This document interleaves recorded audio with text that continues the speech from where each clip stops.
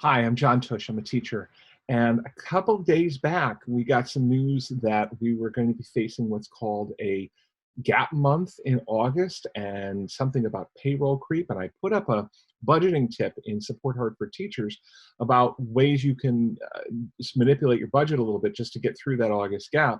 And it received some attention. And I was asked to do a video to present this in video form, mostly because some people don't get what they need from a pile of text, and seeing it on video with a person speaking might be helpful. So I'm doing that right now, and I hope you find it helpful. So bridging the August gap, and this is tips for getting through payroll creep without racking up a ton of debt. So let's first of all figure out what the heck is payroll creep. And believe me, when I heard this, and I heard what was going to happen, I kind of felt like the guy in the picture here. And I will tell you that a payroll creep is a known phenomenon in the payroll world. So what happens is when people who are given a salary, they're given a salary over the course of the year, and then payroll is figured by the number of weeks in that year. So usually if you're in corporate America and you're getting paid on a weekly basis, those folks, they get 1/52nd of their paycheck, of their salary each week. And the 26 pay, which is much more common, you get 1/26th of your pay every 14 days. Now, if you do the math, you've got 14 days, and then you got 26 checks. 26 times 14 adds up to 364. So each year, you're kind of not using a day. You don't really notice it. Things shift a little bit in the way things get scheduled in August. So as teachers, we don't always pick up on it. But the fact is, we've been a day short, and we've been a day short for a while. Now, that generated in our, what happens to those missing days? Well, what happens to those missing days is they add up. They don't go away. So those missing days kind of clutter up the calendar until finally, in this case, we end up with something called a gap month. And a gap month is just that. We have to somehow or another find a way to fill in the gap between the end of the last cycle and the beginning of this cycle. Sometimes I've heard of employers who have in the past, particularly you see this in business, when they're paying a 26 pay or a 52 pay cycle and that extra week or two comes in, they take a little bit out of that given year's salary, a little tiny withholding, the paycheck bumps down just a little bit. And as a result, the money is kept in payroll, and that 27th check, they can fund a 27th check because they took a little out of the first 26. That's not an option available to us.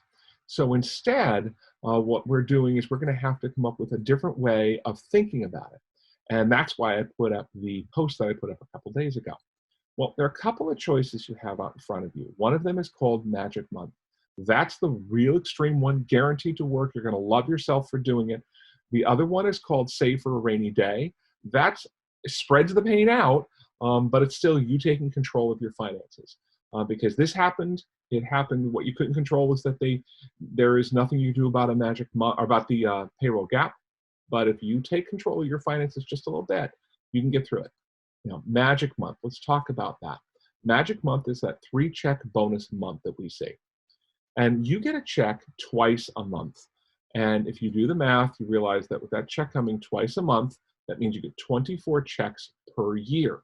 But of course, you get 26 checks a year. So twice a year, you have a month in which you get a third check. And that's the cool part of this, that third check month.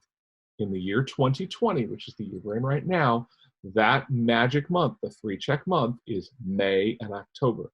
So yes, as I'm writing this in May 2020, you are in a magic month, which means if you can think of your spending for this month in terms of the 2 paychecks that you usually get, don't count on that third check. And instead, and this is a radical suggestion, put the third check in the bank. Stick it to it'll bounce into your checking account, bounce it directly into savings.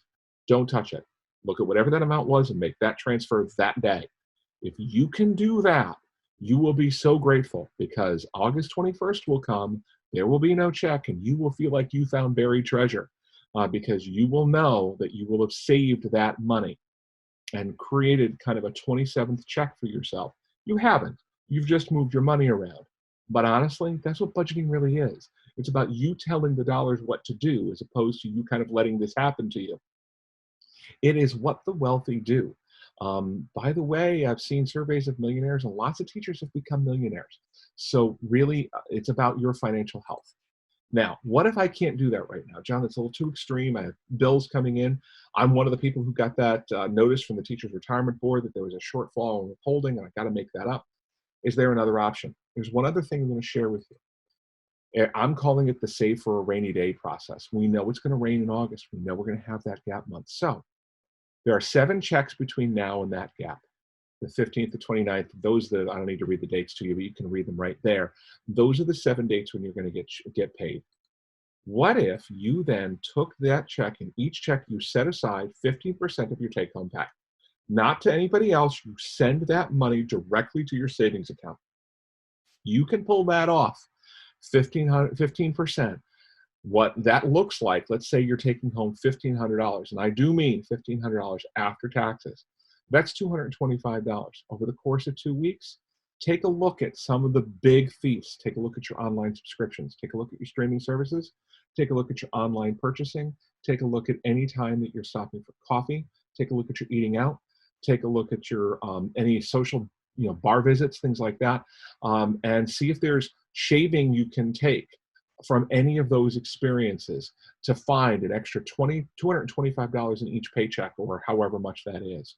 It may look more or less for you, depending on what 15% of your paycheck is. If you do that and you put it in the bank, it will be there for you in August. Now, I know what I'm suggesting to you is hard work. I respect that. And it's not an easy suggestion. But nothing in life that's worth doing ever really is.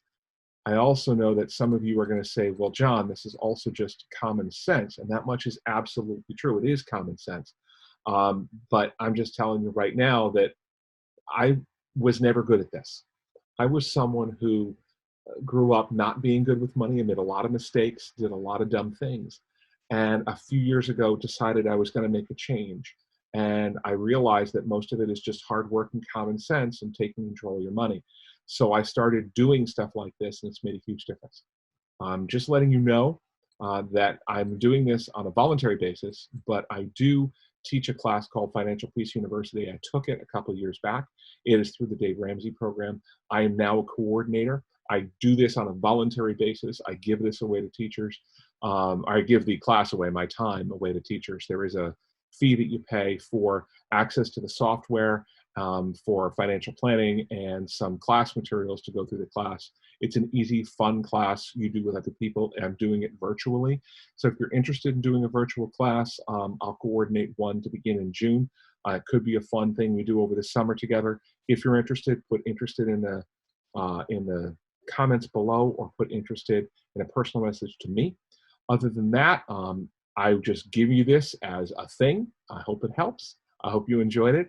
I hope the advice you got out of this is going to be something that's going to get you through that August gap successfully, and that you feel like walking away from this, that you're going to be, okay, I've got a plan now, and I can get through the August gap. And if that's what you feel as a result of this video, then mission accomplished. Thanks for watching.